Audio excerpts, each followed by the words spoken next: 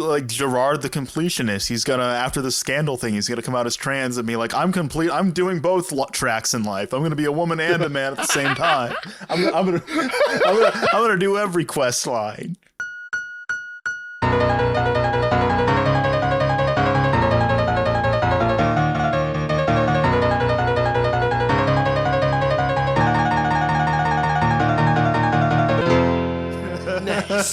Nice. Well, hello and welcome to the Weeb Crew. Oh, that's where we're putting the intro. I don't know. I don't know in the middle of that conversation. I don't know how I'm going to clip it. Yeah, hello, welcome to the Weeb Crew. I'm your host, Psyotic, and as always, I'm joined by my co-host Mumi. And after after the last 30 minutes of just venting our trauma to one another, which you can listen to on Patreon. Trauma? Just, I guess, all potential, the times we almost got groomed.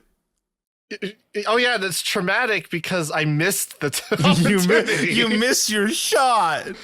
That was my chance.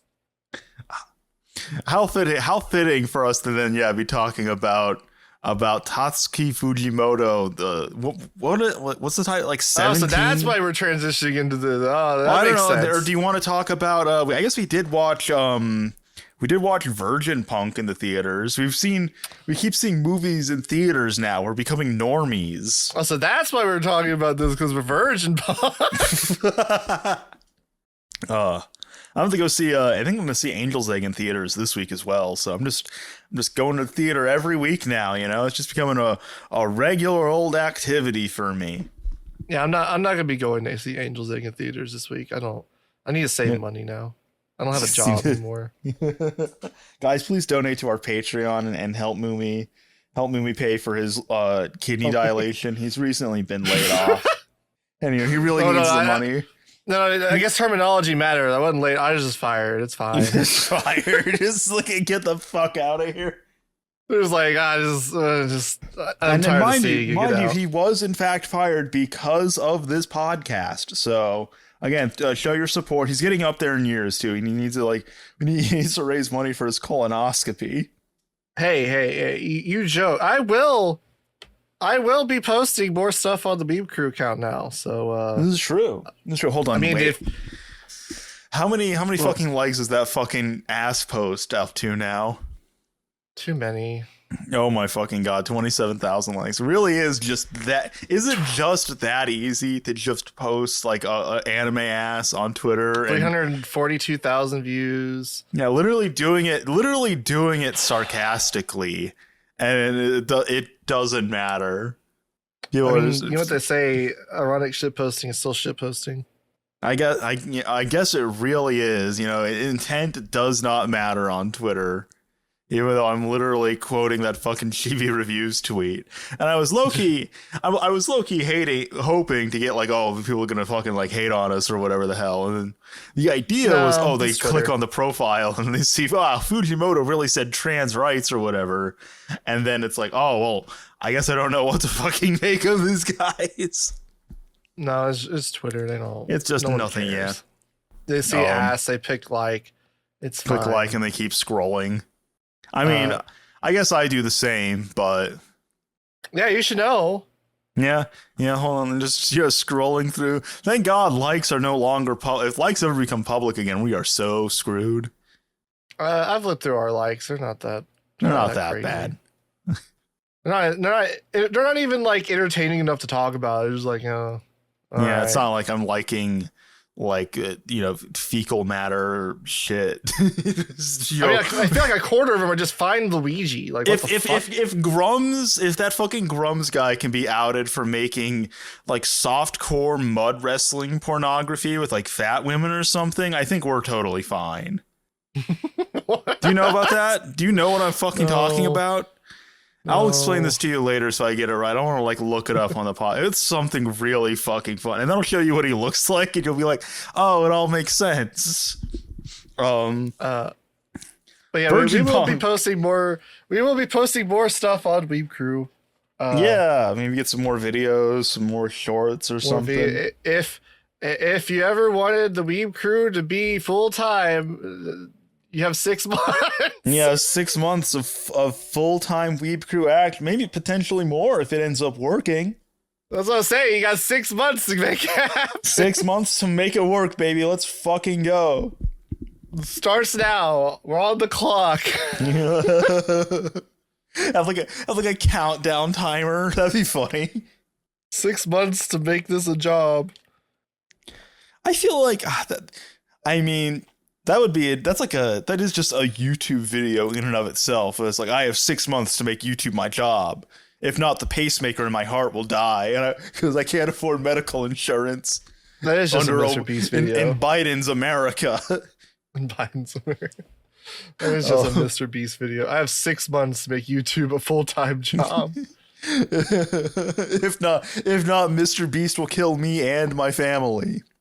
So if we look back in any amount of time and then there's not more shit on the Weeb Crew account, we know I just killed myself. I don't know. And I replaced Mumi with an AI. Who would you want to replace you on the podcast? Of the people we know.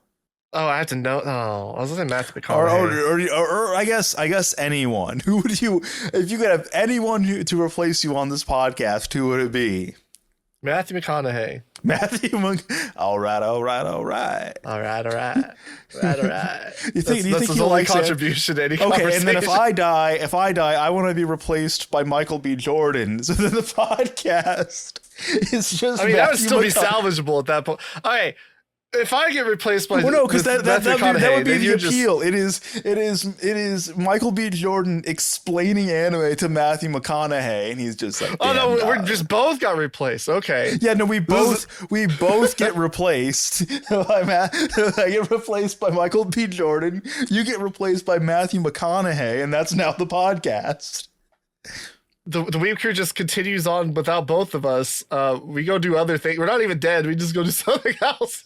It's just Matthew McConaughey and Michael B. Jordan replace us. Yeah, it's like we're leaving. It's like when Steve graduated from Blue's Clues, and someone new came in. You know, I think people would agree that'd be maybe a little bit of a downgrade. You know, going from us to, you know, two people who are pleasant to look at, and you know, charismatic and sociable. And stuff. Yeah, famous, rich. You know. They can actually afford to record in the same space instead of doing so in a Discord call. Just imagine Matthew McConaughey saying, "Welcome to the Weeb Crew podcast." Is there a way for us to like AI generate that? I mean, we could. As we could. Why would we want? Oh, I guess he did. He did lend his voice to that 11 Labs site. I guess. Did he really? Okay. Yeah. Like officially. All right. I guess him fair and Michael game. Caine. And our guest today is Matthew McConaughey. All right. Matt, as his friends call him, what did you think of Virgin Punk? All right. It's like when you need a soundboard. It just has that. That's the only sound on it. Anytime we defer to Matthew McConaughey, that is all he has to offer on the subject matter. Listen, we already got fucking Kanata by. We got enough of these fucking stupid bits. We don't need to add like Matthew McConaughey. Just have Matthew McConaughey standing in the background, and anytime we just say something, you just soundboard. All right. I'm gonna need to figure out a way to just add like what looks like a cardboard cutout of Matthew McConaughey to the set. Just have him back there. You say figure it out as if I didn't draw everything that's on the set. Well, no, but it wouldn't be a drawing. We would need to like get like an image of him and then incorporate it just in like such an actual a way. image. Like an actual image, and just incorporate it in such a way that he just looks like a cardboard cutout there. I mean, that'd be pretty. You just add an outline and just skew the image to make it look flat. Skew it slightly. I think that that'd be fun. It'd be a waste of time. It'd be a waste of time. It'd be such a stupid fucking bit, and no one would know why unless they're listening to this episode specifically. And even then, it would only matter to people listening on YouTube because it's the only one that has any visuals. True. Anyone that's listening on Spotify is just confused by fucking Matthew McConaughey just keeps popping up. Do we want to talk about anime now? Yeah, speaking of stupid shit that's a waste of time. I don't know, it Oh wasn't a waste of no. time. I mean, maybe people in your theater disagreed. Everyone in my theater was like, I mean, I think some people were like, "Oh, it's only 30 minutes. All right, well, oh well. I guess we're here anyway." I don't think I saw anyone leave. So yeah, for full context, I went to Yeah. this with both of my brothers because I was like, Yes. I go to the movies with my brother all the time. I don't ever really invite my other one because he's not like super big into anime, and he also doesn't live here. Yeah. So I'm like, I'll keep invite him him. you keep him in the doghouse out back. Yes. Keep I'm like, him yeah, sc- I'll invite him. If he wants to come, it should be a good movie for him to go watch. Mhm. So he comes along. I spend $45 just to go watch this movie.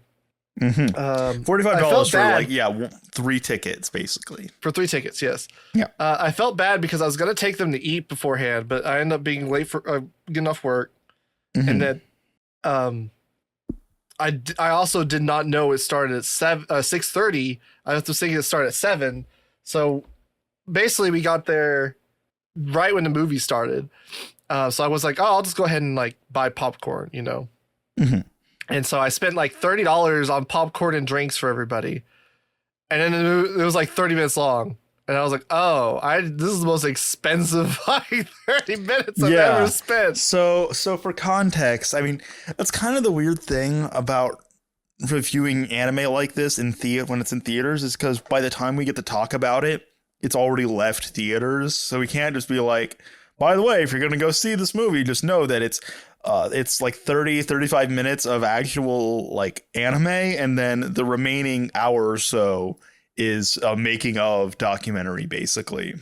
See, I didn't know that either. Mhm. I didn't know. Okay, I just assumed it was probably like an hour or so. Like I knew it was like 6 parts or whatever because they said that they would make 6 episodes. Yeah. So I just assumed it was going to be like 45 minutes to an hour, and it might be kind of short. But I was like, well, that's fine. I did not anticipate it was going to be literally like the length of an episode. And then it was like at the end, it was like wait for special features at the. I'm like, oh, or bonus footage or whatever. I was like, oh, okay. So there's like some extra stuff, like kind of like the Look Back movie, right? The Look Back movie had like another interview. And so I'm like, okay, that's interesting. We'll just hang around. And we're watching. Yep. And my brother pulls out his phone and is like, this is going on for another hour. And I'm like, oh, I'm so sorry. It's like, this is something that realistically only appeals to you in this scenario. You're like, I find this interesting, and I can understand why the two of you are bored. I find it interesting. I also like I've also known a lot of this stuff, so it's like only mildly interesting. It's like, okay, I know that, but it's kind of cool to see the work progress, I guess. But like, we also know how we have a general idea of how anime is made as well, like the actual like production process. Obviously, if you're someone who is completely like unfamiliar with this could be very interesting if that's something you are interested in learning about. And maybe that's the case for some of the people in my theater, because when I saw the movie, before it played, there were some interesting previews. Because this was like a Fathom event or whatever, there was not like the normal like previews for whatever big fucking movie is coming to theaters or is in theaters or whatever the hell. Instead, it was a lot of advertisements for like conventions, and then ANN and My Anime List. And I'm like, why? Why the fuck?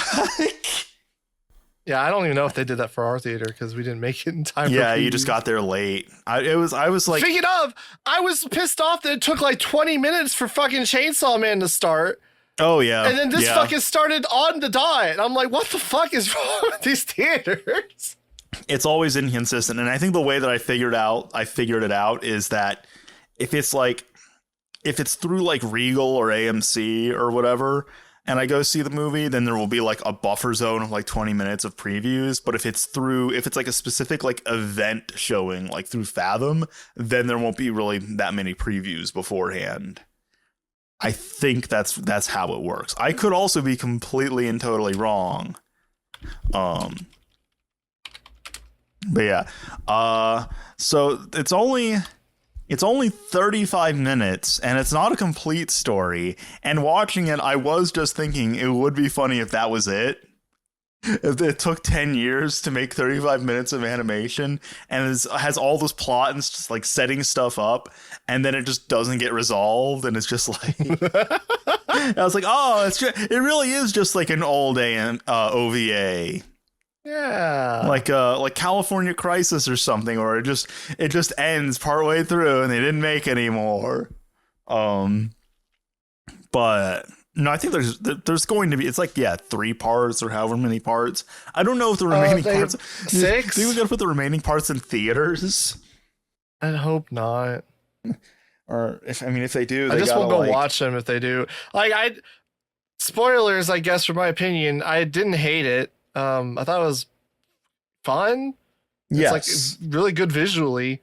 If you miss like Kite and Mezzo Forte, then that's basically what this is. Yeah. I don't want to spend more money to watch this in theaters again. So I'm completely content with just waiting till it comes out on Blu-ray or something. I have given my financial support to this project. I'm glad it's a thing that exists. That, Umetsu was basically just given totally free reign and 10 years to make this thing in order to satiate his insane perfectionism, it seems like, especially given it sounds like they're gonna like cut back on that too in like subsequent entries. Like they're already talking about like the guns aren't gonna be, well, they're like, oh, you hand drew all the guns, and he's like, in this one we did. And like, what does that mean? That's imposing. It's imposing. I don't think it'll totally fall off visually. Again, would just kind of be like an old OVA if it did. It did, yeah. It's like, oh, that's a great first episode, and just shits the bed completely after that. I'm all for this resurgence of like the OVA boom. Just throwing shit in theaters. Yeah, in some sense. Obviously, like OVAs are like direct-to-video stuff, and that doesn't exist anymore. But in terms of like what has replaced that is like streaming and stuff like this, where now you can just have a project like Tatsuki Fujimoto 17 through 26. And it's like, that doesn't make sense as a TV series. It makes perfect sense as just something that you can put up online on Amazon or wherever, and you're not beholden to the rigid structure or regulations of television or movies. Right. Yeah, I'm all for it. Like, I'm all for putting more shit in theaters like this. Yeah. Even if you don't want to go see it. I just wish I had what if they did this? What if the remaining two, like however many remaining parts come out, and they put the whole thing back in theaters, like all at once, like as one continuous thing? Yeah, probably wouldn't be against watching that. Yeah, because I don't know what else. I don't know how else they plan on releasing this, at least outside of Japan. I guess it would be cool to explain that to my brothers. Because they're like, why do they think we want to watch this like behind the scenes shit for an hour? And I'm like, I had to explain, I'm like, they put that in there because people would be pissed off if they spent $15 for 30 minutes and then it's not even that. Just leave. It's not even that. It's like, it literally could not be in theaters if they didn't do that, because that's why it was such a thing when like getting Look Back into theaters. It's only like an hour long.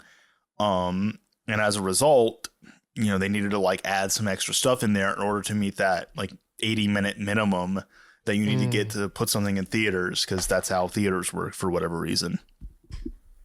In the West. Yeah, at least in the West, yeah. In Japan, it's probably a little bit different. Yeah, it was visually really good. Yeah. As expected, I guess. Like, it's very detailed. It does have that Umetsu vibe of guns, extreme violence. I think his style really does, and uncomfortable nudity. I think his style really does benefit from like cell animation though. Like, I'm not really liked the visual style of like Gale Dona or like Wizard Barristers, all that. Like That character is designs the are one nice, thing that I will say about this is that, especially in like the outdoor scenes, it has a very like it almost feels too bright to the point of being overbearing. yeah. And then you get these like really like harsh shadows on the characters, and it can be a little bit. It's something that works better in cell animation when you have a lot warmer tones because of like the nature of the paint in More the muted, film yeah. versus like digital That's where it's just all coming at you. Gale Dona was not quite as bad as Wizard Barristers. Wizard Barristers was like gaudy as fuck looking. Like fucking main girl has like vibrant pink hair or pink purplish hair. Maybe like an orchid color, I guess. I don't know. That's a little dark. Never mind. Yeah. Was it Lily? I don't remember. Anyway, Lavender. That's what I was like. Okay. She's got like this like purplish hair. She's like a fucking vibrant ass neon green frog mascot sidekick. Like it looks so like gaudy, like color wise to me. Yeah. This is not quite as bad. It is like almost equally as like vibrant, but I think they did like a better direction, like better as far as like color direction. Yeah. I think just the think indoor scenes work a lot better visually. it was interesting seeing that they were all like CG. Yeah. That is like a nice thing about like the behind the scenes thing. Well, you also have like the guy talking about the blood splatters on like the refrigerator or whatever and talking about all the detail of it. And then you watch it and it's like you can't even fucking see it. It's like her body is covering it up. Well, that's kind of what he was saying in the thing. He was like, yeah, well, it's really just like a tech. I literally just added the texture and didn't animate it or anything because you can't see it anyway. So like when she slides down, it just reveals the PNG. Reveals it. Yeah. Which, you know, that's clever. That's clever filmmaking. Yeah. But yeah, I think his style does benefit from being more like cell animated. That sort of color choices, I should say, like the vibrancy of it being muted by the paints and cells, makes more sense to me aesthetically. Yeah, I would say I would agree with that. I know as far as like the story content goes, it's kind of hard to talk about because it's fundamentally incomplete. And the first like 15 minutes of this is just setup, and it's a fairly complicated setup too. When you end up breaking it down, like how like when it gets to the actual story and what the purpose of the story is. And it's like for the first 15 minutes, things are constantly changing. It's like now she's here, now she's here, now she's dead, now she's in her new body, and it's like everyone keeps dying and stuff. All this weird stuff happens. Yeah, if you just watch this like as its own thing, I imagine people would just be very confused because it's like, there's no like narrative arc really. Like there's no narrative arc. There's no real payoff. It's all set up. Yeah, it's just like, oh, okay, this lady got orphaned and then she got killed and turned into a slick slave. Okay. And it's what a story. Yeah, it's like imagine watching a movie, but it's only the first act, like a revenge movie. Imagine like stopping like Kill Bill after the first 30 minutes, basically. That's what this would be like. Oh, okay. Oh, I guess that's a movie. I mean, but with the expectation that there will be more, I am interested in seeing more. If there's not more, I just think that's really fucking funny. I'm gonna be honest. This makes it better. Yeah, like in a way, yeah, because it's like, you know what? Yeah, we're so back to just shitty things, like just being discontinued partway through. God, how I don't miss the 90s. We're so back, baby. We're so back. Terrible shit and all. I don't know. I mean, I would recommend watching it. I don't know how you're going to be able to watch it because there's no plans for it to go on streaming. I mean, maybe it's online. Maybe it has like a physical release or something, or it's going to get one. I don't really know anything about this fucking movie or what they're planning on doing with it. It just kind of came, like, I was aware that it was coming out for a while, and it came to theaters, and I was like, all right, I'll go see it in theaters, and then that's it. Yeah, I don't really pay attention to things. I don't have object permanence, so, like, people had to tell me when something is put into theaters, or else like it will air in Dallas in the Texas theater where I went and watched Madoka Magica, the Rebellion movie, and I won't know it was there, and then people will be mad at me that I didn't watch the only time this movie was ever going to be fucking aired or like viewable in any capacity in the United States, and it was right down the fucking street. I couldn't go fucking watch it because I didn't know it existed until like literally 2 hours before it started fucking airing. That's on you. That's your fault. That's your fucking fault. You missed out on. No one told me. How the fuck am I supposed to know? You gotta be fucking locked into this shit. Locked into what? This is our job as fucking like anime podcasters. Did you know? No, I did not. But if it was in my area, I would have. Okay, Dallas is not really my area. It's a bit of a drive. I still have to drive there. It is like the largest metropolitan area in the U.S., isn't it? That or like I think it might be. It's at least like the largest, like, tube city was. I guess yeah, it is like Dallas and Fort Worth. Hold on. Yeah. Hold on. Let me see. Largest. Kanata, what is the largest metropolitan area in the U.S. just by like square miles? So there you go. So how dare you not be aware of everything going on in a total area larger than the state of Rhode Island? Well, it happens. I don't know what to tell you. If it happens, I don't know what to tell you. But fucking Virgin Punk was fine. I liked it. I think it is fun to watch. If you're someone who is like, man, they don't make anime like they used to, well, here you fucking go. Stop fucking complaining, please. I feel like if they haven't stopped complaining by now, they'll just never stop complaining. Let's be real. Yeah, even when they get what they want. Even when they get what they want. Speaking of like the OVA boom, we also watched fucking Tatsuki Fujimoto's what is it, 17 to 26 collection? The anthology series. You want to know what else would be an OVA boom? If you put a firecracker in a woman's pussy. No, it's an ovary boom, not OVA boom. Well, it's OVA would be like the plural term. Well, I think you're thinking of like OBGYN boom. YN boom. No, that's the guy that reviews video games, isn't he? On YouTube? No, that's Oni Plays. Oni Plays. Okay. I thought that was the OBGYN Plays. Yeah. He's the one who remembers it, so I don't have to. Just like working at a nursing home.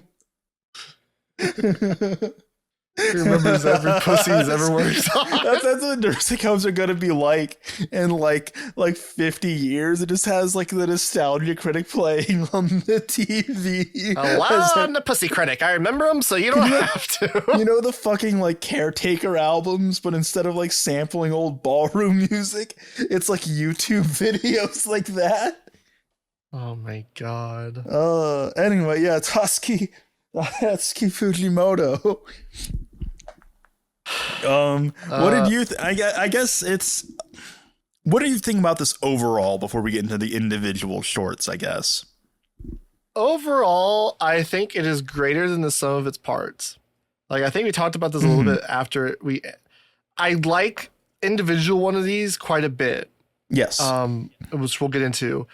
But I think overall, as like a sort of narrative of showing an artist's progression through his life and like his storytelling, I think that elevates it a little higher than I would have probably just put an individual's like. Then if it was just like a regular anthology series with like a bunch of different creators and no sort of like auteur connection between them. Yeah, no sort of through line. Yeah.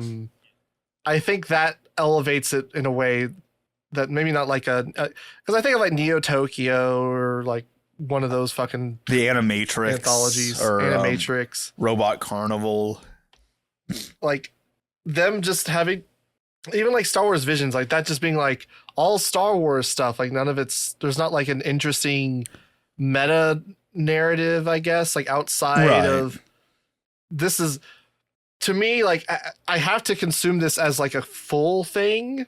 Because like I could judge like my favorite one on its own and then say like, oh, I like this, it's a 7 out of 10 individually or whatever, however the fuck I want to do it.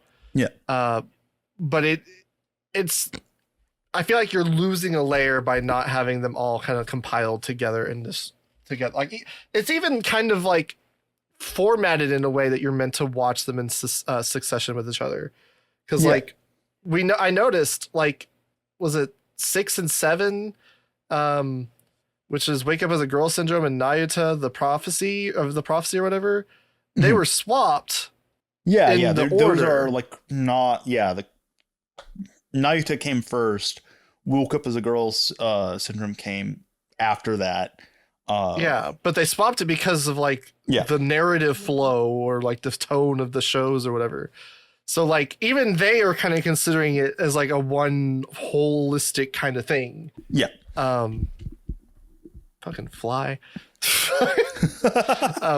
Get the fucking dead body out of your room before you start recording. Listen, trash day is tomorrow. I can. But yeah, I really liked it. Like it went by a lot faster than I anticipated. Like when we talk about it, after the second one, I was like, oh no, because like people online, I saw like some stuff around here and there that were like, it peaked at the first one, and like I could see kind of what I think they're talking about, like maybe visually, it peaked. Because like I do think the later ones are still good. It's the most action-heavy one of the bunch, right? The most high moments in aura. The most Sakuga Fest one. Yeah. So I can see what they might be saying in that regard. But after we watch the second one is probably the weakest to me. Yeah, the one where he catches the bullet. Yeah, both as like a production and as a story, it's the weakest. Yeah. So like I was like, oh no, this is gonna be a long ride. I had an immediate drop. I had a similar kind of thing, like, oh man, is this just gonna peak really early and then the rest of these are just gonna be all right? Thankfully, that's not the case. Yeah. Yeah. It. I would say the second half, a little before the second. I guess like with Shikaku, like all of them but 2, I would say are like good, like solidly good, and then the 2 that I don't think are solidly good are still like pretty good. Yeah. Like I didn't care for the mermaids one as much either. I actually liked that one. Probably because it's by like the same studio that did the Nayuta one. Yeah. So like visually, I think I really liked it. The story itself was kind of like whatever. Well, there's a great range in terms of like the stories going on here. Yes, which is interesting to see as well. It's not all. Like, I was wondering, like, oh, is this all just going to be like action stuff with the first one? And that's really the only one that's like that. Yeah. No, they're not. None of the other ones are like that at all. In fact, the last one's closer to fucking Look Back than anything. Yeah. But yeah, I really liked it. What did you think about it as overall? I really liked it as well. I would say just as a holistic experience, I'm not in love with it like I am some other anthology projects that I've seen, but it is interesting to look at, and this is something we've talked about a number of times on the podcast now, just like because between this and then the Chainsaw Man movie recently, before that there was Look Back, really, like, what was it, like, this is like biblical levels of greed or whatever. Yeah, and like we are really talking about in the Bible. We are basically only away from like a Fire Punch adaptation and a Goodbye Eri adaptation, and then it's just like, okay, yeah, just everything he's gonna do is just gonna be adapted. Sure, why not? Fuck it. If Fire Punch gets like a fucking crazy adaptation, I can see Goodbye Eri getting one because it's short. But if Fire Punch somehow got a crazy adaptation, dude is like fucking blessed. Because that's like what, 5 volumes? 8 volumes. That's like that'd be like 2 core probably. Yeah, because like I usually think of like one volume of manga equates to. I mean, it varies, but like the heuristic is like an hour of animation. Reading wise, it's only like half an hour for me. But reading wise, but you like stretch stuff out in animation. Yeah, pacing wise. You know. So 2 core wouldn't be unfeasible. I guarantee you there have been talks to like have it adapted, and then just like, I mean, maybe there very well could be. Work could be underway right now and we just don't know. You know, what are they hiding from us? These are the questions that I want our viewers to be asking is, what aren't they telling us? Are they adapting Fire Punch? I imagine they probably haven't done it yet just because of the main character being on fire all the time. Yeah, that'd be hard to do. That's a hard thing to make it look well. Yeah, I imagine a lot of studios probably just didn't want to like try and tackle it with like the CGI they had 10 years ago. Because like it came out like 2016. Yeah. So I imagine they just didn't want to try. Yeah, people are already like very critical of CG and stuff. Now they're getting to a point that they probably could make something work. Yeah, I mean, it would definitely need to be very hot. You don't want it to be One Punch Man season 3, because otherwise then everyone's going to want to like try and kill you. I do have a theory, by the way, on that topic, that if they do a recap episode in One Punch Man season 3, I think that Nicholas Light guy is just gonna like fly to Japan and fucking like shoot up JC Staff or something. What? I think that could happen. I think it would just fucking snap, like a fucking like roid rage fit, and fly to Japan and blow up the studio. What the hell? They ruined One Punch Man. Madhouse, take a bet. I would say, going back to this, I would say that I really, really liked about half of them, and then the other half, I still like them, but I'm not as big on them. So I would say that like the first one, like the two chickens clucking in a yard or whatever the fuck. I really like that one. Couple clucking chickens. I really like the vampire assassin one. Night of the Prophecy, Sisters, and then Woke Up as a Girl Syndrome. The 3 that I didn't really care for, the guy catching the bullet. I mean, I thought it was fine. It has like some interesting ideas, and really, I think the progression that you can see here with Fujimoto's writing is that he gets better at conveying ideas in a way that like makes more sense and feels more like fleshed out and layered. Like you look at like the first one, and it's basically something you would see like on like a middle schooler's drawing given animated form. Basically, it has like that very like grungy, simplistic kind of vibe to it, where it's like these aliens and they're fighting and stuff. This one has a skull for a head, and this one is like a knight for a head and stuff. And they're transforming. Would it be okay for aliens to eat people because we eat pigs? Do you think he had like that really makes it seem like he had like an edgy vegan phase in high school? Maybe. Maybe. I mean, maybe not anymore. He ate that fucking fish. True. But then you get to something like Sisters at the very end, and it's just like there's like a lot more. Like you said, it feels a lot like Look Back, and there's like a lot more layers and nuance that you can read into it. Which I think is like the more interesting part of this as a whole.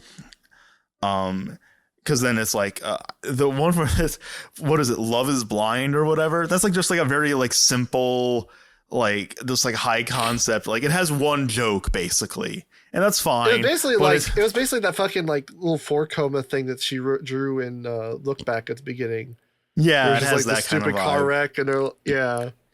And then the one who catches a bullet just feels like, I really am just angry right now. I really wish I could just catch a bullet. So I wish someone would fuck with me right now so I could just catch this bullet, and then I'm going to go to the moon and find my dad. Man, that would be a crazy way to end that Corn Freak on a Leash music video. Do you think he was thinking about that when he caught the bullet? I absolutely, like I said, you guys are about the same age, so it's plausible. maybe that was part of his edgy vegan phase was listening to Core. I mean, again, like we said, talking about the Resurgence, you know, it really seems like he saw Fooly Cooley at a young age, and that definitely seemed to have affected him. So that or Mary Poppins. That or Mary. I mean, I know, because I think someone was like telling us like after that episode came out, that like Chainsaw Man can be thought as like a dark version of Fooly Cooley. Yeah, he did say that. I mean, honestly, I associate Fire Punch with Fooly Cooley more than Chainsaw Man, if I'm being real. I could see why, in terms of that almost like devil may care, kind of just throwing everything in, like just like these are all the things that I like kind of approach to storytelling. It's I get Chainsaw Man seems like it has more of a through like a narrative through line than like Fire Punch. Fire Punch was like just, oh, I'm gonna go get revenge. Oh, that's kind of by the waist. I don't know what's happening anymore. Just loosely connected by these like themes and like meta theme ideas or whatever the fuck of growing up in life and just working through things like breaking up or whatever the fuck. And then I mean, the Mermaids one I also just thought was all right. I thought it's interesting that a lot of these don't have particularly bad endings. Like, I thought that's how like the Mermaid one would have ended, or like the Naruto one would have ended. Like, I was just expecting like the Mermaid one is like, oh, he's gonna get a nosebleed and then just get devoured, and in like a really like fetishistic way. That would have been cool. I did say that. I was like, I'm just waiting for it to like, oh, I pricked my finger, and you just hear like a bunch of hissing or something. Like that would have been awesome. Instead, he just gets a mermaid harm at the end, which again, very like simplistic storytelling. Maybe we should just get into like talking about like specific ones, since we're kind of getting into it, but we're not actually talking about them yet. So a couple of clucking chickens. The aliens take over the planet one. Would you rank any of these? Yeah. Let me think. This one would probably. This is one of the ones that I like the most. I think it's probably closest to Shikaku, or like the vampire one for me. In terms of like overall, so it'd be like probably Sisters, Woke Up as a Girl Syndrome, Naruto of the Prophecy, we'll say the couple of clucking chickens, Shikaku, then those clucking chickens, Love is Blind, the mermaid one, and then Caught a Bullet. Is how I'd probably rank these. I feel like aesthetically, this kind of reminds me of Tech on Concrete with like the two main characters. I can kind of see that. Like, it's not like that close, but it's just like the kind of visual of them, like grungy kind of like. And the main girl's like running around with like a cape and stuff as well, which also feels like very, very almost like Chuni-esque to it. Yeah. I mean, it's a very like this was like we were saying, it's a very simple story. Yeah, this was the one that it seemed like they were like, okay, we can't really do much with this stylistically in terms of like something like the Love is Blind one is very simple too, but like there's more engagement as far as like the idea or like the story. Yeah. So you could do a bit more like direction wise to make it entertaining. Whereas this is like, it doesn't really have anything like that going on. So like it feels like they went like, okay, we just need to make this like a Sakuga fest. Yeah. It's if there's one short in here of this bunch that where the term carried by animation applies, it's this one. Yeah. Like the story is very, again, like you said, it's like middle school writing wise. Right. It's just like, okay, aliens come, they like human culture, they like eating humans, they eat all the humans, and they've just replaced us in our homes. Yeah. It's like, it's very weird because like you compare that to like what his later stuff is, and like there's similar like through lines of ideas, but it's nowhere as near as explored in this, so it's just like Yeah. kind of just like a non sequitur. It's like, okay, sure. Yeah. I mean, we're not really exploring what that means, and then like the whole maybe it really is wrong to eat humans, but let everyone know that a human and an alien were friends for some time. It's like, okay, Okay. And then it ends. that's fine. Yeah, that's fine. Like the most memorable part of it is just like the very like the animation in this is so much fun to like watch, where he's like punching this giant like skull demon thing into a mountain and stuff. Like it's very like what we talked about with Chainsaw Man. It's very striking imagery that it makes when you see it in animation very fun to watch as a result, even if it feels very, it's almost like watching wrestling to an extent, where it's like, yeah, this is stupid but it's fucking awesome. Yeah, the twists were just really like, okay. Oh yeah, well, sure. well, it's like, as like twists, sure, but in terms of like hype moments and aura, they're really awesome. This has some really good visual. Like, I don't know how much of these were like in the manga, the one shot, like the alien standing over the little girl that they used on like the cover. Yeah. That's a really good visual. Really the idea, like, it's an interesting idea of like aliens like eating people in the street or whatever. It's kind of like a weird extension of like Gantz or something. Well, I was thinking like the scene where you see her like filming it on her phone reminded me of Signs, like the Signs. Yeah, like the scene in Signs where you briefly see the alien like walking around and stuff. Like that felt very specifically like, obviously in Signs they're not eating people, but that's like the vibe that it had. Yeah, I can see like the shaky cam footage and stuff. Yeah. This does just make me think of Gantz and like the aliens in this are like cool. They're like, all over the shit, place design wise. They are, yeah. You got like the weird yellow. At least when they like transform, their designs are cool. Yeah. Which like the idea of like, oh, these aliens can transform, it makes no sense. There's no real reason for it apart from the fact that it's cool. It's just cool, yeah. Yeah, it acts as like a set piece for the action. Yeah. I think this is very much carried by the production. Has some like cool like you kind of see like the aesthetic sensibilities at least starting to form. Yeah. I do like this. It'd probably be like around the middle for me. Maybe same, like yeah. Fourth. No, like fourth or fifth, maybe. Yeah. No, that's about the same for me. And then we move on to is it just like someone who caught a bullet? Someone caught a bullet. The main guy caught a bullet. Stopped a bullet. Saki stopped a bullet. Sasaki stopped a bullet. Okay, which yeah. Again, it's even though this is what I think those like both are like least favorite. There are some interesting ideas here. It almost feels, I mean, with the teacher saying that she's a god or whatever, it almost felt like Haruhi-esque in that regard. As far as like the perception of reality thing. Yeah.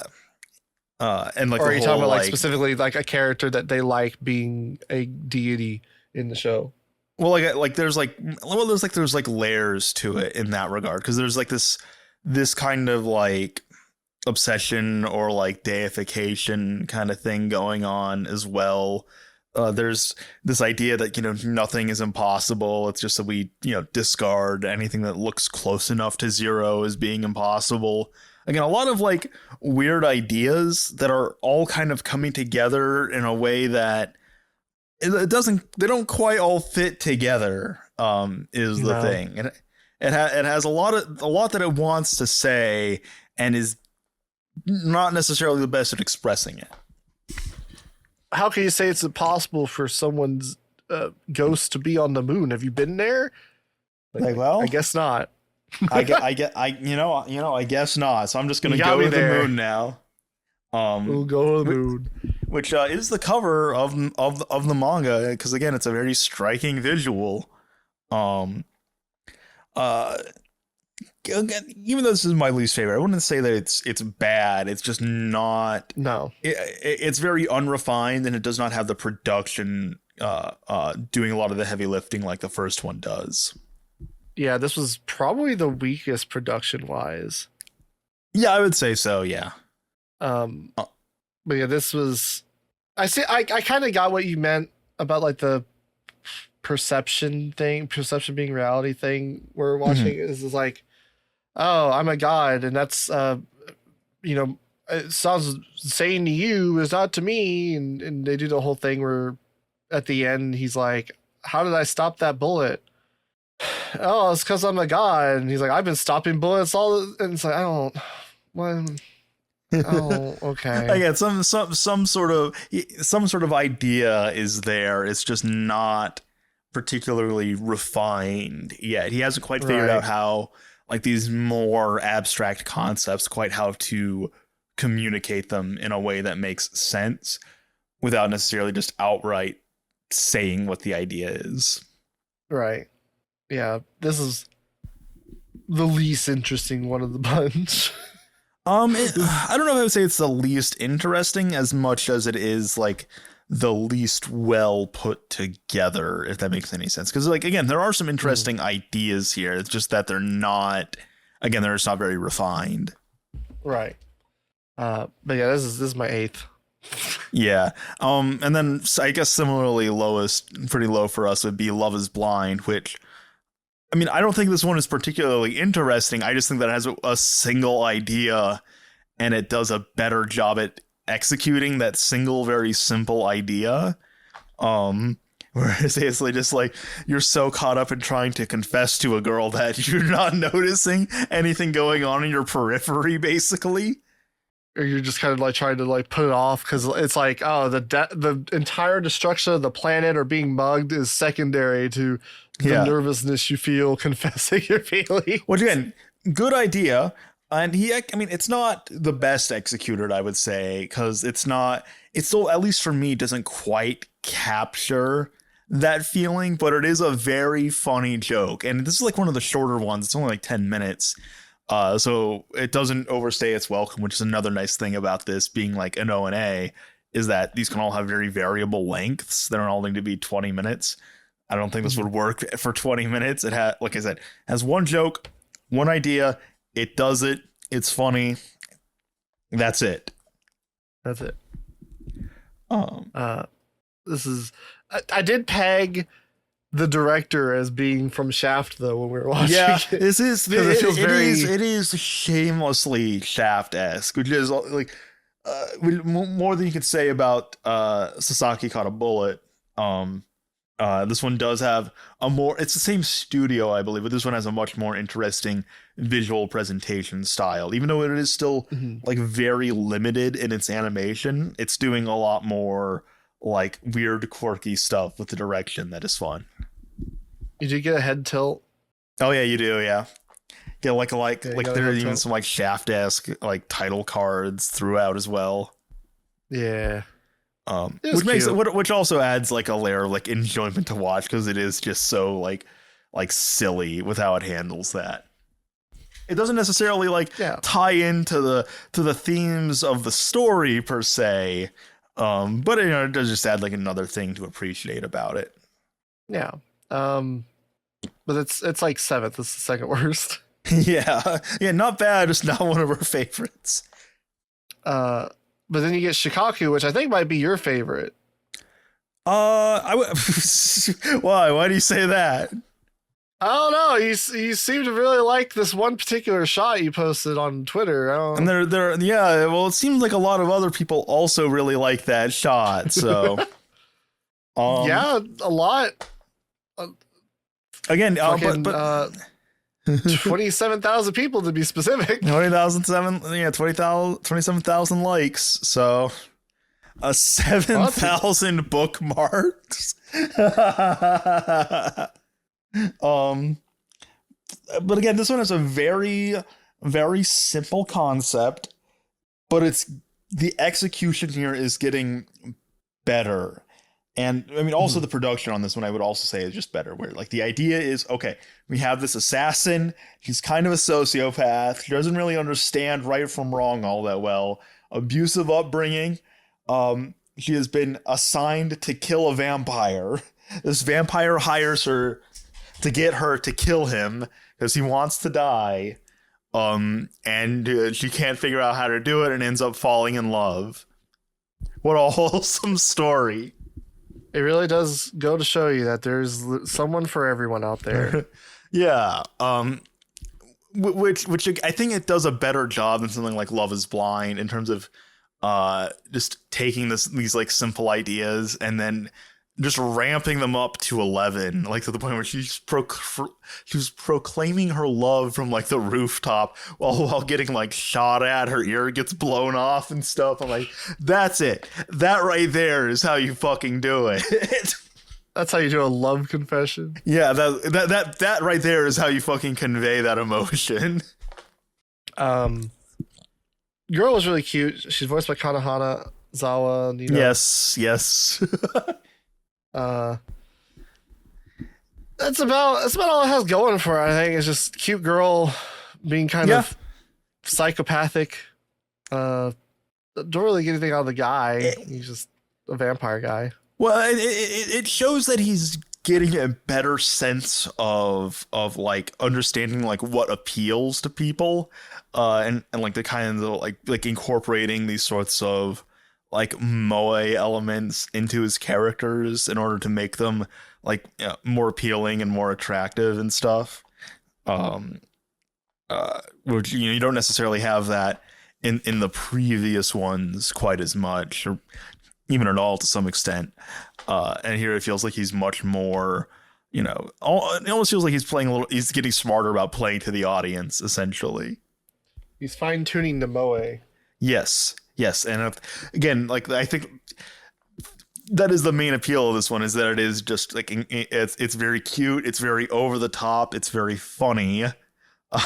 Just seeing like this girl being like, what is this feeling I have in my chest? And she's like arching her back and shoving her ass in the camera and stuff. It's like, I want to see what that looks like in the manga, because I guarantee you it also just looks just as fucking deviant. I don't know, people were saying in the comments that it wasn't that deviant. Okay. But it was like maybe. Concocted by the animation staff. Maybe I'll have to check it out then. But still, like, yeah, just very, very fun, very over the top. This one also looks pretty good as well. Much better than like the second and third one, I would say. So this one's like in that like fourth or fifth slot for me. I could swap it. Like it's like basically on par with the first one, I'd say. This is like 5. I think the first one's 4. This would be 5. And then 6 would be Mermaid Rhapsody, probably. Yeah, I don't really like. Again, there's like some interesting ideas here. The character, like he's like fleshing out the characters more in terms of their backstory. I mean, you also got that a little bit with like Sasaki Stopped a Bullet, where he's like trying to like, his dad had this dream of going to the moon or whatever, and then died before he could. So he's getting he's incorporating more of the characters' backstories into this as well. And here you see like his like mother, it was a mermaid. His dad is kind of despondent. He's like, skipping school, and his dad just doesn't really seem to give much of a shit about anything, because his mother, who is a mermaid, is dead and stuff. So he goes down to the sea and plays piano and ends up pulling some fish pussy along the way. A lot of it. Lot of fish pussy, just hauling it in. He's gonna need a bigger boat, harem. Really. They cast a wide net. It's all right. It's not one that I'm particularly enamored with, is what I'll say. Girl's cute. Yeah. I don't know. Them connecting over music is an interesting, fine idea. And then there's like an interesting sort of like twist on like the mermaid idea of like seducing people with like their music, and he is now seducing the mermaids with his music. Kind of some weird fetish stuff there with them like all like taking turns blowing air into his mouth so he doesn't drown. Feels very Fujimoto. Feels very Fujimoto. It's just it moved on from blowing air to his mouth into just straight up vomiting into his mouth.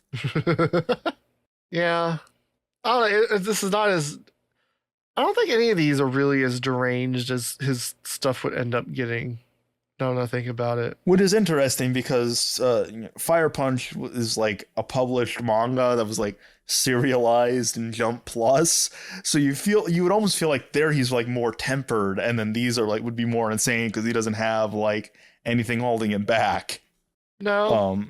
Oh, I guess there's an argument to be made that because this is earlier in his career, he has a lot more to prove.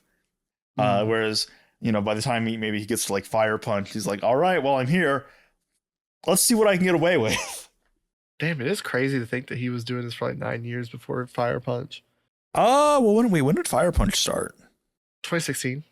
2016. Well, that was like 5 years. It started in like. Well, no. Hold on. Wait. When were these published? Hold on. Let me pull this up real quick. Because I think the first one, like it says, like between the ages of 17 and 26. So but, the Mermaid Rhapsody one was the last one before Fire Punch. That was 2014. Okay. Well, wasn't like. Hold on. Let me see. Works. So yeah, these were like published in like 2011. Like a couple of Clucking Chickens was published in 2011. Obviously would have been older than 17 at the time. So I imagine it was just something that he submitted, and that's when it got published. I don't know. I guess I didn't really research. I didn't really think that deeply about the chronology of this. The career timeline of Tatsuki Fujimoto. Yeah. Mermaid was all right. Yeah. Yeah, sorry, I don't have much to say about that one. Sorry, I meant Mermaid Rhapsody, not Mermaid Melody. Mermaid Melody. Do you think he knows about Mermaid Melody? Is that why he named it Mermaid Rhapsody? When did Mermaid Melody come out? 2002, 2003-ish? Maybe then. Maybe he was like a fan as a kid or something. I don't know. And then after Mermaid Rhapsody, we get the last three, which I think are all really strong. I would say that Woke Up as a Girl Syndrome might be my favorite, like presentation wise. Because you're woke? Well, no, I think just like the directing and overall visual style of it is the most enamoring. I'm not fucking. I just woke. thought you were just really into the title. Woke Up. No, actually, I hate trans people. Believe it or not. Yeah. I'm what you call. Well, I hate trans women. I'm what you call a trans inclusionary radical misogynist. Well, that makes sense because you hate yourself, and you were talking about transitioning earlier. So, this is true. It would only make sense that you would transition to something that you hated. I don't hate myself nearly enough. I must change myself. All right. Oh my god. Cut that. Bleep that one out. Yeah, Woke Up as a Girl Syndrome. This one is it's also one of the shorter ones. It's only like 10 minutes, 12 minutes? 11 minutes, yeah.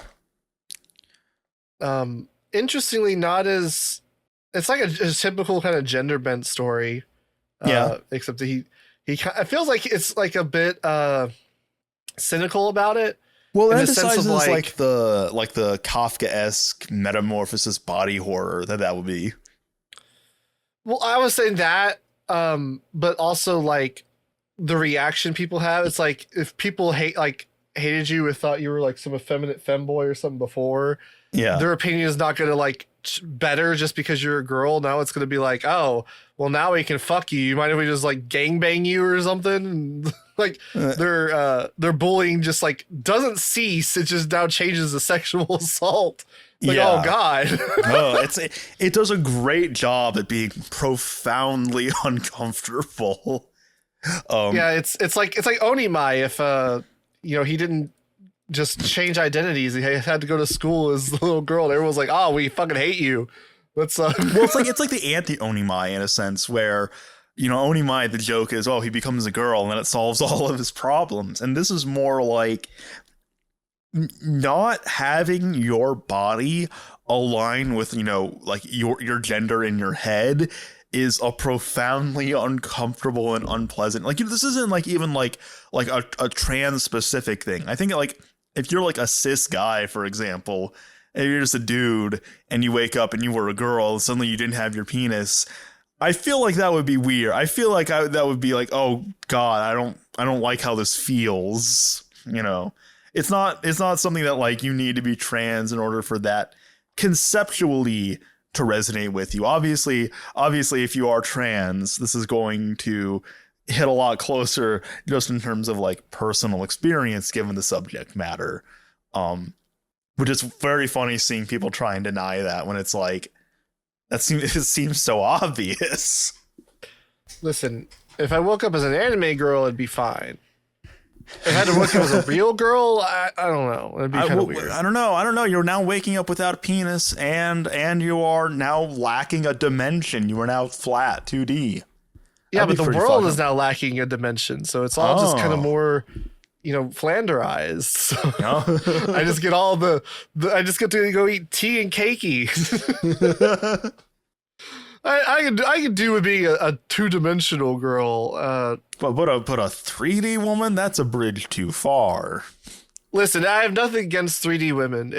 I've already sorted my own fucking fault problems as a 3D guy. I don't need to start trying to figure out my problems as a 3D woman. No, that's how you 100% life. That's why that's what reincarnation's all about. You know, like Gerard the completionist, he's gonna, after the scandal thing, he's gonna come out as trans and be like, I'm doing both tracks in life. I'm gonna be a woman and a man at the same time. I'm gonna do every quest line. I'm pumping myself with both estrogen and testosterone all at once. I'm vax-maxing even. Pump me full of all these pharmaceuticals. Let's see what fucking happens. I want to become the monster in Akira. I don't know what the fuck we're talking about anymore. Why? Woke up as a girl. I do like that he is pushed to become more manly because he is a girl, and like now has to like, because he doesn't just have the benefit of being a guy, like physically, to then fit into the role of being his girlfriend's boyfriend. He now has to perform as being a man, which is kind of interesting.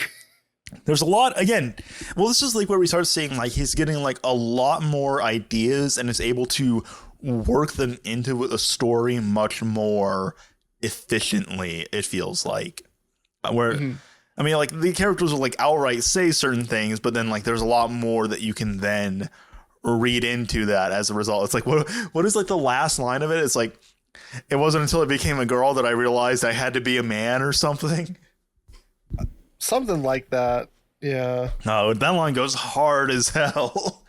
I also just love the stylistic presentation of it. It's a period piece as well. It takes place in 2000, and I love how, like, they convey that by they take the she has a Tamagotchi. Yeah, well, they take the title of it where it's like 17-26, and they basically turn it into 2025, and then they wind the clock back. And then all of like the 2000-isms, like the Tamagotchi stuff, like the aesthetics of the room that they're in and stuff is all also just really cool to see. And again, it adds like another interesting layer in it to chew on. Yeah, I really like the shading in this one. Oh yeah. Where it's just kind of like this weird like neon pink lighting thing, but then also like just it's like two-tone shading. Yeah. But like and you get these like really like dark way. shadows as well that also just like make stuff like that classroom scene feel so uncomfortable. It almost kind of reminds me of something specific visually now I'm thinking about it. Think harder. Maybe like a hentai. I feel like there was like a hentai I've seen at some point that like looked similar in that. But unfortunately, I'm not a very like large hentai connoisseur, so I can't remember what it was. We should have asked this last episode when we had Richard on. I would say, yeah, this is probably my second favorite overall between the stylization and like the different sorts of ideas. And again, it does a lot despite only be I think it is the shortest one of the bunch. And I feel like it does a lot. It does a lot in that runtime. I don't want to say it Yeah. does the most. We'll get to that, but there is like a lot to read into that I really liked. It's top 3 easy. Yeah. I don't know if I like this more or less than the next one. Nayuta of the Prophecy. Yeah. I would say I like this one. I would say I like Woke Up as a Girl Syndrome more, even if only slightly. I think that what Nayuta of the Prophecy has going for it is like a very strong, like emotional resonance. It feels actually very similar to the first one, where it has like this, like, I have this, like, you know, little girl that I need to protect, kind of vibe going for it. But now it's tying in, just a lot more in terms of like that emotionality, the difference was you have like the moral dilemma now, because like Mhm. you had the whole prophecy where it's like, oh, she's gonna destroy the planet or whatever. Yeah. And you were like engaging with her in a way that you don't understand fully. She does seem very unhinged. Like she's throwing fucking dead animals at you all the time. And you're She's like like, a cat. oh, this is kind of weird. And then she shows that she has the propensity to like just kill things indiscriminately. And also has the potential to actually just end the planet. And you're like, oh, I don't know. Maybe this is not a great idea. But you have like this like weird sense of like obligation because you're their sibling, and then you're kind of like obligated to like protect them or whatever. So it does have an interesting like moral dilemma to it, because like if you think about it, if like you had a sibling and it was like, oh, your sibling could like destroy the planet and like kill all of humanity or something. Like, yeah, your initial thought is probably like, oh, that probably isn't going to happen. That's kind of bullshit. And then like you start seeing like, oh no, they actually could. So that then adds like a weird layer to it, right? You know, it's like, oh fuck, there's an actual dilemma here. It's a more wholesome Saya no Uta. Yeah. Honestly, she's probably cuter than Saya, to be honest. The girl. Oh, she's so fucking cute in this. I mean, again, that goes back into like he's like getting better at like incorporating these weird moe elements where you have, I mean, obviously like the horns, the fucking dragging in dead animals, the fact that she just says like death, destruction, genocide, disembowelment, you know, pestilence, disembowelment. Again, all incredibly, all very, very cute. And in a similar almost sense to something like an Angel's Egg, it does kind of like touch on this like feeling of trying to like connect with a child that you don't really know how, but you're trying to like figure it out. And you know, it's obviously there are like a lot of like stumbling blocks on the way, because I mean, though he is like her older brother, he's also basically her foster parent, her guardian, essentially. He's the one tasked with raising her. And that's basically what the story ends up being about, is him realizing like, no, I'll do a better job at like disciplining her so this doesn't happen again. Yeah, it's like balancing. You want what's best for them, while also they need to like take some responsibility for their actions. Yeah, it was cute. This one was carried. I think it was carried a lot by Nayuta. Yeah. I mean, also the presentation is really strong as well. But yeah, Nayuta is just such like a cute character that you kind of just instantly like it triggers that like I need to protect feeling in your head, like subliminally. Was this the Kevin Penkin soundtrack one? Yes, it was. The Kevin Penkin soundtrack also goes really fucking hard. It would, when it started, like the opening shot, very reminiscent of like Chainsaw Man's like hallway thing. Oh yeah. And then the music combined, I was like, oh, this is just like a Silent Hill thing. What the fuck? And then like nothing else after that sound like reminded me of Silent Hill. But just like that first sequence song, specifically. Like, where she like throws the fucking rabbit at him in the fucking alleyway. It's like, oh. It'll be interesting because we were talking about this in kind of like vague ways, because there's also a character in Chainsaw Man, the second part, called Nayuta, who fulfills like a similar kind of role in the story. So now that you're unemployed, you should read Chainsaw Man, and we can get back to that. I started reading it. I didn't really want to read the stuff I'd already watched though, so I might just go. Yeah, just go and skip see like through. where the Resurgence ends. Yeah, I guess I was like, it'd be good for me to do that so I could like see how it differs and stuff. But I'm like, Mhm. I wasn't feeling it. Yeah. Like I read up through where they like start to go get Power's cat, and I'm like, yeah. Yeah. Oh yeah, with like the bat demon. Yeah, they didn't have the muscle demon in the anime. That was interesting. Yeah. I don't know. I've read like however much Chainsaw Man. I'm not the biggest fan of it. Granted, I only know what's going on in the manga right now just through my fucking Twitter timeline and general osmosis. And I'm like, damn, that's crazy. I guess I'll get to that at some point. That's crazy, dog. That's crazy. As much as I like Fire Punch, you think I'd be more. I guess I do kind of want to read it, but I also like have seen it, so it's kind of Yeah. Just two go wolves from inside of me. where the anime left off. yeah. It probably wouldn't take you that long. It's not that long of a manga. It's less than 200 chapters, I think. Yeah. I mean, part one's there wouldn't be that many chapters left. No, for they're part like almost. I think it was a little bit over halfway through part one. I think there's like 2 arcs left. So now I think, is this your favorite as well? The last one, Sisters? Yeah. Yeah. Same. Yeah, that's my favorite. It's the best one. Because I think this is like where you fully like see him like, okay, yeah, now he has all of these ideas and he knows how to incorporate them into a very simple story in like that has like layers on multiple levels. And then you see him do this more because obviously Sisters is about art. You see this like even like you can go even further with this in Look Back as well, and this feels very reminiscent of Look Back. Yeah. This one also came out before, or like, when did this one come out? Hold on, let me see, because this was like around the 2018? time.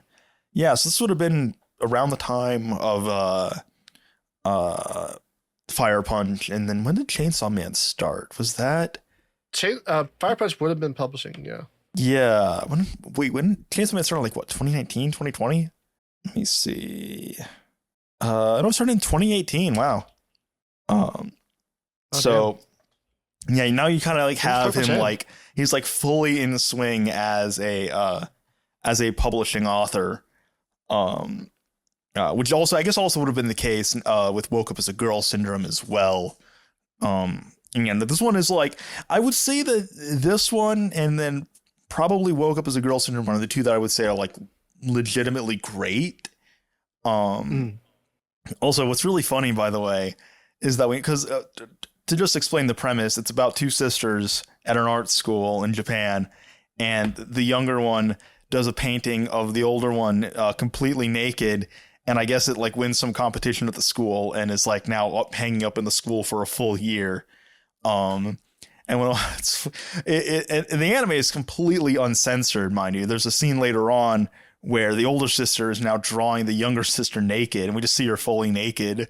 Whereas if you go onto AniList and you pull up the sisters manga, the cover is censored, and it's like, what are we doing? What are we doing? What is this fucking stigma around nudity? Jesus fucking Christ. Yeah, this one was pretty great. Yeah. It's definitely where you can see like his comfortability and like being able to convey characterization and like progression just through character interactions. It's really starting to like form. Like her talking to her sister, very, very kind of like rudimentary compared to like something like Look Back. Like her talking to her sister and like kind of starting to piece things together as her sister is laid bare, technically, like literally. Yeah. And kind of piecing things together for herself, like, is really well done. The twist of this one at the end, where because like the whole thing is like she's like, oh, I'm gonna teach my sister a lesson by getting better at art, so I win next year. Yeah. So then my sister has to then see what it feels like to be laid bare and like have your naked body in front of everyone in the school for a full year. Yeah. And then at some point she like comes to terms with herself being on display and does not want to. She realizes where her sister was coming from when she made the piece, because like the teacher's like, oh, we asked for them to paint their ideal, like what they want to be. Well, it's and she painted you. It's like that fan creator relationship that people talk about with Look Back. I feel like that is much more relevant to this one than it is Look Back. Sorta, yeah. Because the whole thing is basically about idolization in a sense. Having someone. I don't know if it's idolization necessarily, because like I think that's the whole thing with like her sister being able to paint her naked to begin with, is like she's like intimately aware of her, like she's perceives. That was the whole thing with the end, is she's like, she kind of realized like, oh, I wouldn't been able to paint my sister because I never looked at her. Like I was always looking ahead and my sister was always looking at me like the whole time. I never really stopped to look at her. Yeah. And so it's like her kind of like coming to that realization. But her younger sister also has this very sort of like rose tinted view of her older sister as well. And that's also what the painting at the end is about. Is kind of like, no, I'm not as perfect as you think I am. Yeah. The ending is kind of fucking funny, like in a very I did not expect it's very you to be this hilarious and also heartwarming and fucking degenerate all at once. Well, she like paints a picture. She like it's foreshadowed she's gonna paint a picture of her sister the whole time, and that's the foregone conclusion. And then at the end, it's revealed that she painted a picture of herself naked, and then like instead of doing this like kind of erotic pose that her sister kind of painted her in, she's just like spread out on a chair, like doing this mansplained fucking pose, like with her legs spread. She's like, "This is how you draw someone naked." It's so good.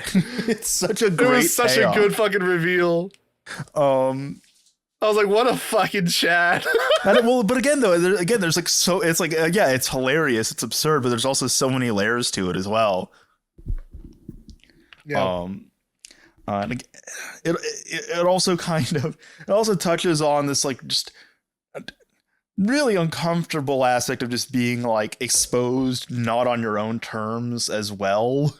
Whereas like there's like that kind of like feeling of violation that she needs to come to terms with at first, before she kind of, because initially it almost seems like her younger sister wanted to humiliate her, and then it's like a matter of like coming to terms with like, well, no, that's obviously not what's going on at all. And again, we get really strong building like backstory into these characters as well. Yeah, I view them painting her naked as like almost like a coming to terms with it. Like, so she is able to then, it's a matter of like understanding, right? Like, so her sister understands her really well, is able to paint her because she's been watching her or whatever. And then she realized she doesn't understand her sister nearly as well as she thought she did. But she also doesn't feel like she understands herself as well as she thought she did. And she thinks, and there's kind of this element of like her sister kind of understanding her a little bit better than she does maybe. And so like her sister's pushing like, why are you going to pursue a job? Why don't you try to be an artist or whatever? She's like, oh, I suck. And she's like, no, you don't. You're better than the rest of your class or whatever. And so it's kind of like her embarking on this piece to embarrass her sister, actually becomes like this exploration of the self, where she then is able to better understand herself and then is able to present herself in full through her painting of herself in the nude. Can you imagine this as like a early mid 2000s ABC Family movie? That sounds awful. It sounds fucking terrible. You can imagine like a terrible version, can't you? Like, would it be a nude painting? It would be something else, obviously, something more family friendly. But I could definitely her in like footy pajamas or something. Something else embarrassing. Oh god. Oh, it's a fucking cognito hazard. It's like me thinking about someone saying AAA anime the other day. Fuck. Ow. Ow. I'm getting a fucking migraine. Shit. Well, you just spread this information hazard to everyone listening to this podcast. So congratulations. And hooray. Hooray. I did think it would be really funny though. It's like when that final painting is unveiled, it just has like a massive fucking cock. A massive throbbing cock. Just like completely flaccid. It hangs down to the floor. I'm like, and just like, see, now this is art. Fucking slaps her sister in the face and leaves. That's how it ends. That wouldn't have been as good as the mermaid ending if they'd ate the guy. That's true. That would have been a much better ending. I think that's because this actually has a really good ending. Yeah, and the ending I just described would suck.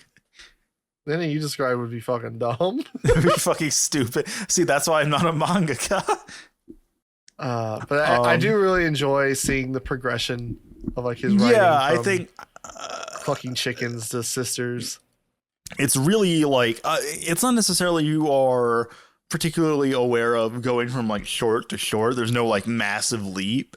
But when you compare the first one to the last one, there is like a very stark difference that is really interesting to see. Well, even like us talking, like being able to like deconstruct and break down like each one, you can see like where he started improving on certain things here and there. It would be interesting as well to see like the change in his art style looking at the manga version of this as well. I feel like that would have been something that would have been interesting to see to like incorporate, almost like a Japanese boy who draws kind of thing. Or like you see like a more rough art style at the beginning and then a better art style, like it improves as it goes on. I guess that wouldn't. Well, I guess one it would have been like, held because this is different. Yeah, well, this is like different studios doing each one. It would not have been great for like Clucking Chickens to have like the worst art style.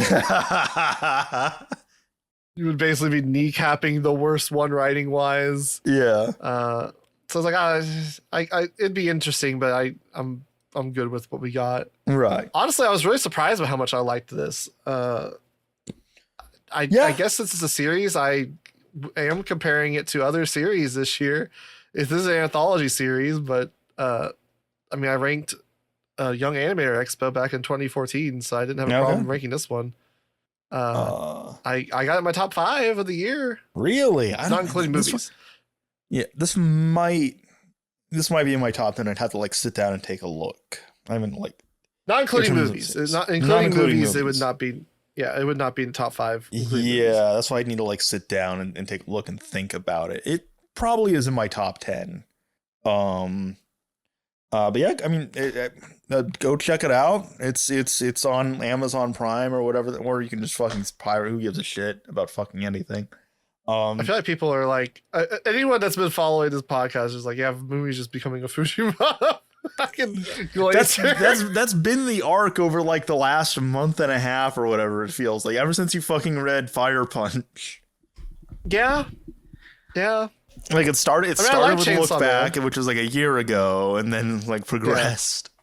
Yeah. I like Chainsaw Man. There obviously wasn't as much to like latch onto yet with just the first season of the anime. Look Back was really good. I really liked Look Back. Was great. Now and then we had Fire Punch, and I was like, damn, I see the vision now. See the vision. Well, it's interesting too because it's Tatsuki Fujimoto 17-26, but he's not involved with this at all apart from making the original manga. So it's like, and I remember when I saw Look Back, it wasn't that people there were anime fans. It was that they were specifically Tatsuki Fujimoto fans, and there was a good turnout in the theater specifically because his name has like an auteur brand recognition to it, which is interesting. And I feel like there are very few, like we've been talking about, there's very few mangaka, like at least in like the Shonen Jump space right now, that have that kind of street cred. I mean, I guarantee you, someone like Horikoshi or even like Kishimoto, they did like a one shot or something. Maybe that would grab more attention, but it really feels like Fujimoto is kind of in a unique position right now in terms of having these massively successful properties and then also these more niche artsy fartsy types of things going on as well. Well, I did update. I don't know if anyone listening remembers those old stupid fucking enlightenment charts people would make. But I do have one for my taste. I did update it recently. Fujimoto did make it on there. With what? With Fire Punch. With Fire Punch. Okay, not Look Back? Yeah. I might put Look Back on there. Mm-hmm. It might.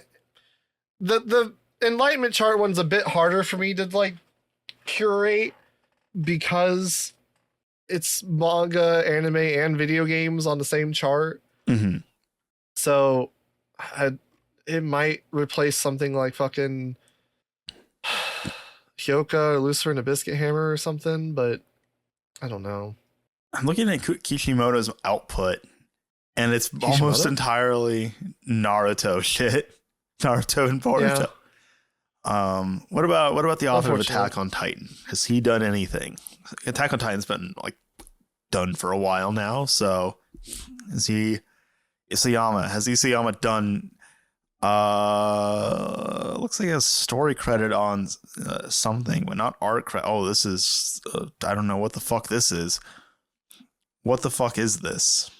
Well, it's not something that it came out in January and did not get a lot of names. Something about AI and VTubers? What? AI VTuber debut. Oh no. What? Yeah. You kind of see what I mean in terms of like, I'm trying to think of other like prominent mangaka that like we'll say basically since 2010. Well, Attack on Titan started like 2009. Still close enough. It ran through basically the entirety of the 2010s. Like mangaka that have like started their career like relatively recently. Trying to think of some that have like this sort of like provenance to their name, and they're doing like all these different things. Oh, I need to put Pat Liber 2. What the fuck? Oh, is Pat Liber 2 not on your alignment chart? Apparently not. You fucking hack. What the fuck is wrong with you? Why did you put it on there? You fucking idiot. Get some of that other fucking bullshit off there, you fucking idiot. Maybe I'll take off Hyoka and Lucifer and Biscuit Hammer and put Look Back and get that fucking trash off there. It is interesting because like there's not many creators that are on here multiple times. Yeah, it's like Taiyo Matsumoto was on here 3 times. Mamoru Oshii should be on here 3 times. Masaki Yuasa's on here 3 times. Yeah. Satoshi Kon's only on here twice. I guess that makes sense. His outfit is also unfortunately a lot more limited. Isao Takahata's on here 3 times. Jiro Taniguchi is on here 3 times. What about the author? Because JJK ended recently. I don't know if he'd have like a new series up at the moment, but it's also just since he started JJK, it's only JJK, and then what about? I guess Aki Shimbo's also on here 3 times. Okay. Monogatari, Madoka, and Sangatsu no Lion. I do hope that this, like the success of this, does also mean that we get more things like this in the future. That'd be the one thing that I really want to see. Yeah, I guess it'd be hard to like coordinate that. Yeah, but just even like it doesn't necessarily need to be like an anthology project of like these like things someone did early in their career. Just like adapting more one shots in general, I think would be very interesting to see. Yeah, I would enjoy that. Yeah. Have anything else we want to talk about then? Talked about being unemployed. Talked about Virgin Punk. Talked about Tatsuma Fujimoto's shorts. Talked about my Enlightenment chart. I think that probably just about covers it all. Well, there's that Moon Channel video.